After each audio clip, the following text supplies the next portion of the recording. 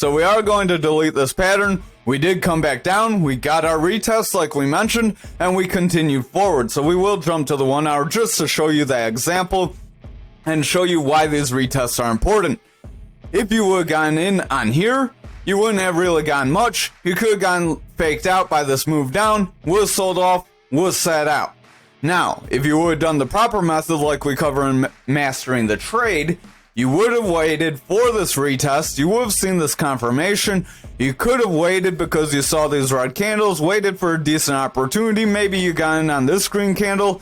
Even if you got in on this green candle, let's say halfway in between, you could have rode this ride up, you would see this current breakdown, you could say, hey, I'm not comfortable with this breakdown, even though we are filling a gap and we could continue a bounce from here, we could still be rejected as we came near that resistance area that we have been struggling to break through.